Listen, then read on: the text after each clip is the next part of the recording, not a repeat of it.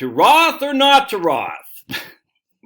My man, one of y'all had sent this to me. I forgot who, by Mark Holbert. And I like Mark Holbert. I've been following Mark for a long time. New study challenges conventional thinking on Roth conversions. So apparently, hold on a second, Pop. So apparently, the conventional wisdom is now that you should convert. Okay, that's news to me. I didn't know that. I thought I was against the conventional wisdom. But anyway, Mark Holbert, reading this professor's study, which we'll get into here in just a second, which is right from Social Science Research Network, SSRN, when and whom are Roth conversions most beneficial? All right, so we're just going to read what Holbert, the conclusion is. Yeah, you can safely ignore everything you've been told up to now about your converting your IRA or Roth into a 401k into Roth. That's not because what you've been told is wrong. It's just that for almost all of you reading this column, a Roth conversion will not make a significant difference to your retirement standard of living. And the reason he's saying this, is that you need to have millions of dollars in a 401k or IRA to avoid the tax trap, to avoid the tax torpedo, to avoid IRMA and all that. And he uses a study from Edward McQuarrie, who I've cited before, actually. I can't remember what article I had, but I had. He adjusted all his calculations by inflation and the time value of money, likely changes in tax rates, and a myriad of other obvious and not so obvious factors. And he finds that only if you have millions of dollars in your 401k, at least $4 million for a married couple or $2 million for an individual, will your required distributions in retirement be so large as to put you into even the middle tax brackets. This is just such a freaking foolhardy thing to say. I mean, look, who knows? And we can show you his study. I'll put all links to the show notes here. I'm not bashing the guy. I mean, I think it's a good topic to discuss. So anyway, let's read back Holbert's conclusion here. He says, hold on just a second, right here.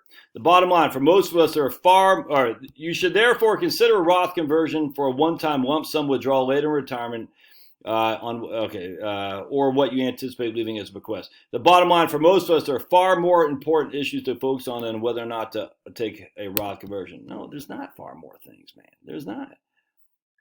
The problem that all these guys have is that not a complete, they're spreadsheeting it, and we can spreadsheet anything we want, man, to make it look. Look at the climate scientist, I use that in scare tax. They can spreadsheet anything they want and model anything they want to show whatever they're trying to show. And the same thing with my man Edward, same thing with me. I can show you all day long a Roth conversion makes sense or doesn't make sense with just basic spreadsheets. It's not hard to do.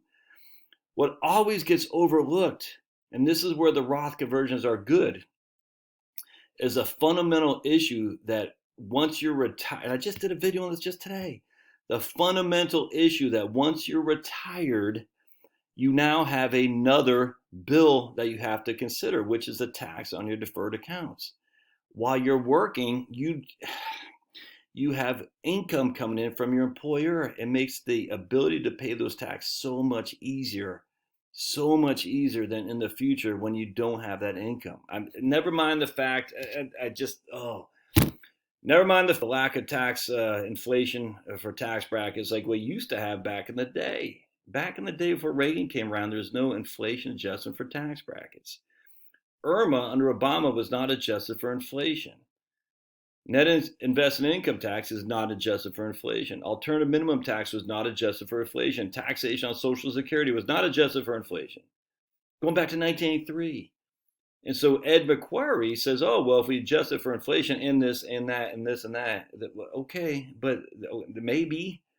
But there's two things you're missing. A is a lot of things at the end of the day don't get adjusted for inflation when the government is trying to raise tax revenue. Because they're basically saying we're going to put off, the vast majority of us aren't going to pay the tax today, but they're going to in the future. Just look at AMT. Just look at taxes on Social Security, man. And again, IRMA, no one expected to be under IRMA. But because they weren't adjusted for inflation initially until...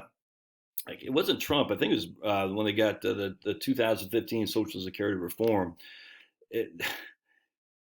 So no one pays it now. Well, some people, very few people now, but they will soon. On top of that, just think about it, man. Medicare has no money as we sit here today. Social Security is not, well, it will be insolvent. It's not the same as doesn't exist. Medicare is insolvent right now. Medicaid is doomed. There's no other way around that. So it's kind of like electricity demands with mandating electric vehicles. And we're going to increase the load, i.e. Medicare, we're going to increase the load because we're going to have Medicare for all. All right, well, in electricity in California, they're increasing the load by mandating electric vehicles, but yet they're decreasing the supply of ways to generate electricity. What does that do? Inherently, there's a distortion right there, a big time, significant proportions. It increases the cost of electricity. Medicare, we're going to increase the load on it, and yet we don't have enough people already paying into it. What does that do? It's going to increase the cost of the program. Someone's going to pay. And the one thing you don't want to have to do is pay because you have $50,000 of required minimum distributions. I don't get why people, I mean, look, I don't understand why people can't see the benefit of a Roth. Says when you're 70 years old, you got no taxes. You got your Roth IRA and you got Social Security. None of it's taxed. None. There's no taxes. You're not subject to IRMA. You're not subject to alternative minimum tax. If you have money in a brokerage account, it's not subject to capital gains or qualified or ordinary, qualified dividends. I mean, to most regard.